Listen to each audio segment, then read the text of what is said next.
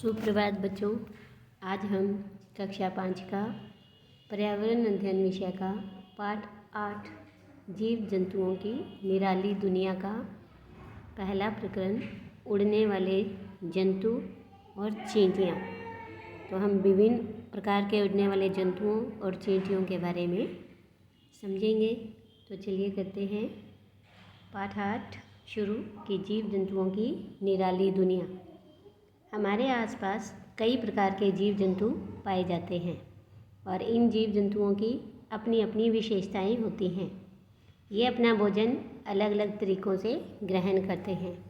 वह अपनी सुरक्षा करते हैं। ये जीव जंतु अलग अलग तरीक़ों से पता लगाते हैं कि भोजन कहाँ है और फिर ये अपने भोजन तक पहुंच जाते हैं। एक दिन गुड़िया, मुनिया और राजू अंधेरे में लुका छिपी खेल रहे थे तो उनके एक साथी का 2 रुपये का सिक्का गिर गया। उसे सभी मिलकर ढूंढने लगे, लेकिन अंधेरा होने के कारण दिखाई नहीं दे रहा था। अचानक एक चमगादड़ को तेज़ी से उड़ते देख राजू बोला कि देखो, चमगादड़ तो आराम से अंधेरे में उड़ रहा है और हम अपने सिक्के को देख भी नहीं पा रहे। तब मुनिया ने कहा या बताया कि कल मैंने पुस्तकालय में किताब में पढ़ा था कि चमगादड़ रात में उड़ते समय उच्च तारतम्य वाली आवाज़ निकालता है जो सामने किसी वस्तु से टकराकर वापस आ जाती है, और जब वो कोई चीज़ वापस टकरा कर आती है उसे हम कहते हैं प्रतिध्वनि। तो उस प्रतिध्वनि को सुनकर वह अंधेरे में भी आसानी से उड़ सकता है। यानी जब वो आवाज़ किसी चीज़ से टकराकर वापस आती है तो चमगादड़ को पता लगता है कि सामने कोई वस्तु है, इसलिए वो उस साइड या उस तरफ नहीं उड़ता। एक दिन मुनिया अपने भाई राजू के साथ पड़ोस में जा रही थी। मुनिया का पैर चलते चलते एक पत्थर से टकरा गया और उसे चोट लगी। वह घबरा गई, फिर भी अपने भाई के साथ साथ चलती रही। तभी पड़ोसी के दरवाजे पर एक कुत्ता चैन से बंधा हुआ था और वह उसे देखकर भौंकने लगा। तब राजू ने बताया कि कुत्ते अनजान व्यक्तियों को देखकर भौंकते हैं और अंदर नहीं आने देते, और उनके सूंघने की शक्ति बहुत तेज़ होती है। तो ये हमने भी देखा है कि कुत्तों के जो सूंघने की शक्ति है वो बहुत तेज़ होगी। तो आपने कभी देखा होगा कि पुलिस है या कोई भी डिटेक्टिव हैं, जब वो कुछ किसी चीज़ की खोजबीन करते हैं तो उनके पास कुत्ते होते हैं। तो उनके पास वो प्रशिक्षित कुत्ते होते हैं, यानी उनको उन कुत्तों को ट्रेनिंग दी होती है। तो वो अपने पास इन्हीं कुत्तों का उपयोग क्यों करते हैं? क्योंकि कुत्तों के सूंघने की क्षमता क्या है? तेज़ होती है।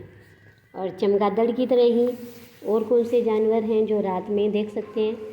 तो चमगादड़ की तरह उल्लू, बिल्ली, लोमड़ी, कुत्ते, ऐसे कई जानवर हैं जो रात में देख सकते हैं। इसके बाद देखिए कि यहाँ एक प्रयोग है, ये आपको करके देखना है कि मानव विद्यालय के अंदर पोषाहार योजना के अंतर्गत आए हुए फलों को कक्षा में लाएं। अगर हो सके तो अलग अलग तरह के लाएं। अब 2 बच्चों की आंखों पर पट्टी बांधकर उन्हें फल सूंघने के लिए दें और उन्हें गंध के आधार पर फल पहचानने के लिए कहें। यही काम अलग अलग फूल लेकर भी करें, या फिर हम कुछ वस्तुएं भी ले सकते हैं जैसे साबुन, चीनी, नमक, पेन, पेंसिल आदि। इनको छूकर पहचानने के लिए कहें, और कुछ वस्तुओं जैसे फल, सब्जी आदि इनको चख कर पहचानने के लिए कहें। तब हम देखेंगे कि कुछ वस्तुओं को तो हम छू कर पहचान सकते हैं, जैसे कि फूल है, किताब, चीनी, दालें, पेन, पेंसिल, ऐसी बहुत सी चीज़ें हैं कि जिन्हें हम छूकर पहचान सकते हैं। और कुछ वस्तुओं को हम चख कर पहचान सकते हैं, जैसे फल, सब्जियां, नमक, चीनी, इसको हम चख कर भी पहचान सकते हैं। और कुछ वस्तुओं को हम सूंघ कर पहचान सकते हैं, जैसे हम फूलों को सूंघ सकते हैं, फल को भी सूंघ सकते हैं। तो इस तरह से कई चीज़ें हैं जिनको हम सूंघ कर पहचान सकते हैं। हम खराब खाने को भी सूंघ कर पहचान सकते हैं और बता सकते हैं कि खाना खराब हुआ या नहीं। इसके बाद देखो कि कौन कितनी दूर तक देख सकता है। तो एक कागज़ पर कुछ नाम लिखिए और उसे दीवार पर टांग कर देखते हुए दूर तक जाएं और देखें कि आप कितनी दूर तक साफ देख सकते हैं। मानो यहाँ हमने कागज़ टांगा और आपको ऐसे दूर और दूर और दूर जाना है कि देखो फिर आप कितनी दूर तक उसे देख सकते हो। तो मक्खी मच्छर की आंखें हैं वो विशेष प्रकार की बनी होती हैं। ये हिलती हुई चीज़ों को देखकर तुरंत उड़ जाते हैं और इनकी आंखें मानव और जंतुओं की आंखों से अलग होती है।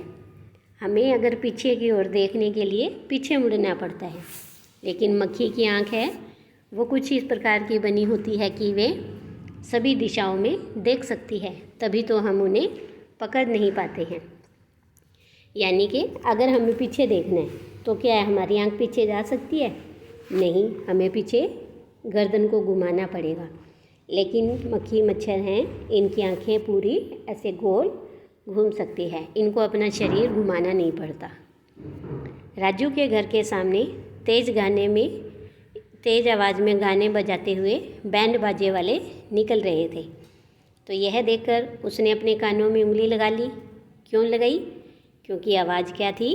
बहुत ही तेज़ थी। तब मुनिया ने पूछा कि क्या हुआ? राजू ने कहा बहुत शोर हो रहा है। तो मुनिया ने पूछा कि यह शोर क्या होता है?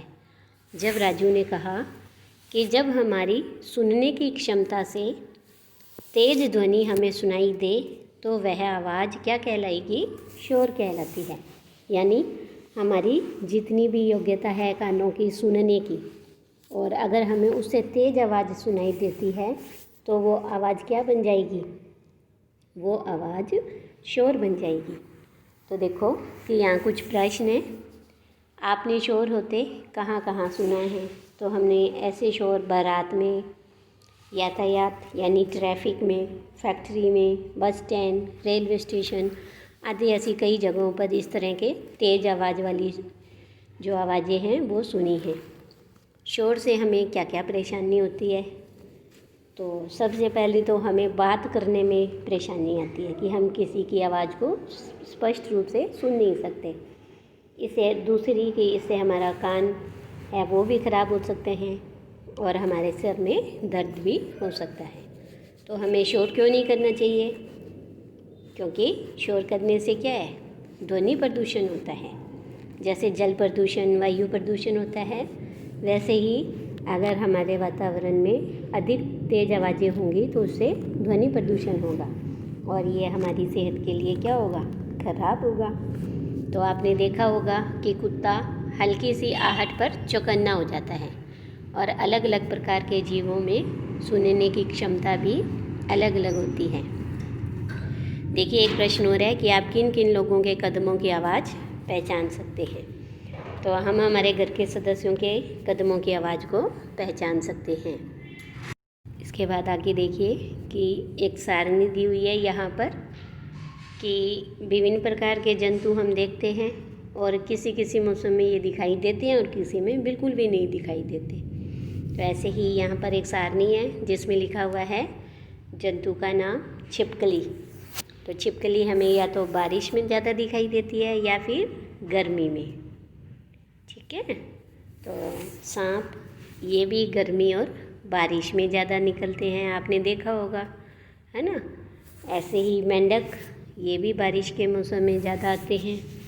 तो मेंढक बारिश के मौसम में ज़्यादा क्यों दिखते हैं? क्योंकि बारिश का जो मौसम होता है वो मेंढक के प्रजनन का समय होता है, यानी बच्चे पैदा करने का समय होता है, इसलिए ये बारिश के मौसम में अधिक दिखाई देते हैं। मच्छर अधिक सर्दी में कम क्यों दिखाई देते हैं? क्योंकि अधिक ठंड होने के कारण क्या है, वो मर जाते हैं, इसलिए मच्छर हमें अधिक सर्दी में कम दिखाई देते हैं।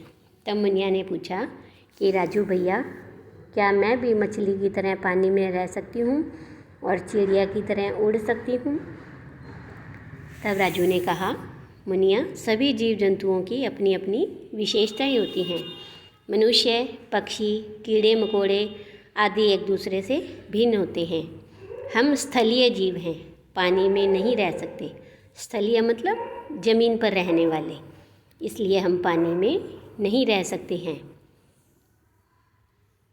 इसके बाद देखो चींटियों का नगर। मुनिया के घर के एक कोने में चींटियों का घर बना हुआ था। चींटियाँ उसमें लाइन से प्रवेश कर रही थी। ये देखो, आपने देखा भी होगा, चींटियाँ हमेशा एक लाइन में चलती हैं।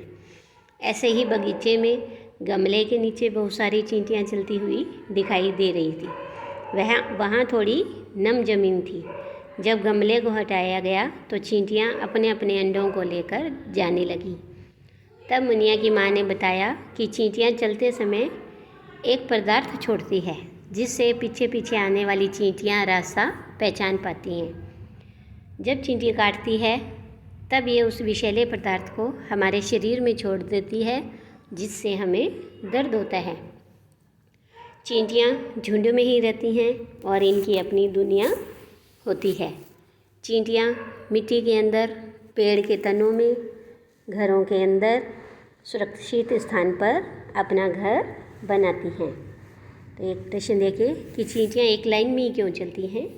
क्योंकि देखो, मुनिया की माँ ने बताया था ना कि चींटियाँ चलते समय ये अपने पीछे एक पदार्थ छोड़ती है और इससे पीछे आने वाली चींटियाँ अपना रास्ता पहचान लेती हैं और इसीलिए चींटियाँ एक लाइन में ही चलती हैं। मुनिया व राजू को माँ ने कहा कि देखो, चींटियाँ मिलजुल कर घर के कार्य करती है, तुम भी काम को मिल बांट कर किया करो। चींटियों को काम करने के आधार पर रानी चींटी, श्रमिक चींटी और सैनिक चींटी कहा जाता है। यानी चींटियाँ 3 प्रकार की होती हैं। चींटियों से बचाव के लिए नमक या नमक के पानी का छिड़काव किया जाता है। आजकल चींटियों से बचने के लिए कीटनाशक का उपयोग भी होने लगा है, लेकिन इससे हमें भी नुकसान होता है।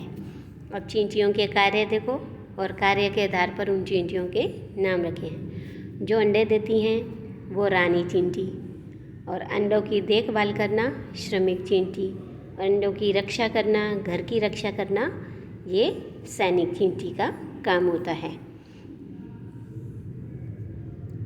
मुनिया अपनी माँ को बता रही थी कि पड़ोस में रहने वाली दादी अम्मा बगीचे में चींटियों के घरों में आटे का कसार डालती है। तो वह ऐसा क्यों करती है? तो माँ ने बताया, कई लोग चींटियों को घी, चीनी और आटा मिलाकर डालते हैं।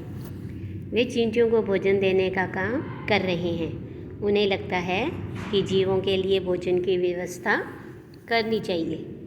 तो देखो कि घी, चीनी मिलाकर आटा लेकर चींटियों को खिलाया जाता है, जिसे हम कीड़ी नगर भी कहते हैं। तो इसी तरह और किन किन जीवों के खाने की व्यवस्था लोगों द्वारा करते हुए हमने देखा है। तो देखो, आपने देखा होगा कि हमारे यहाँ घरों में सुबह सुबह जब खाना बनाते हैं उसमें से गाय के लिए, कुत्ते के लिए, है ना, इन जानवरों के लिए हम अलग से पहले भोजन की व्यवस्था करते हैं। तो इस तरह से हमने इस पाठ में क्या क्या सीखा? तो हमने देखा कि जीव जंतुओं के सूंघने, देखने और सुनने की जो क्षमताएं हैं वो अलग अलग होती हैं। यानी कि कोई किसी के सूंघने की जो क्षमता है वो तेज़ होती है, किसी को दूर तक दिखाई देता है और किसी को छोटी सी आवाज़ भी सुनाई देती है। तो ये सब की विशेषताएं अलग अलग होती हैं। चमगादड़ रात्रि में प्रतिध्वनि के सहारे उड़ता है। प्रतिध्वनि यानी जब वो आवाज़ किसी वस्तु से टकराकर वापस आती है तब उसे पता लगता है कि सामने कोई वस्तु है और वो उससे बिना टकराए आसानी से उड़ सकता है। आगे देखो कि हमें मिलजुल कर कार्य करना चाहिए। जैसे चींटियाँ सब मिलकर कार्य करती हैं, हमें भी ऐसे ही मिलकर कार्य करना चाहिए। और लास्ट में कि हमें जीव जंतुओं के लिए भोजन की व्यवस्था करनी चाहिए। तो धन्यवाद बच्चों, आज के लिए इतना ही।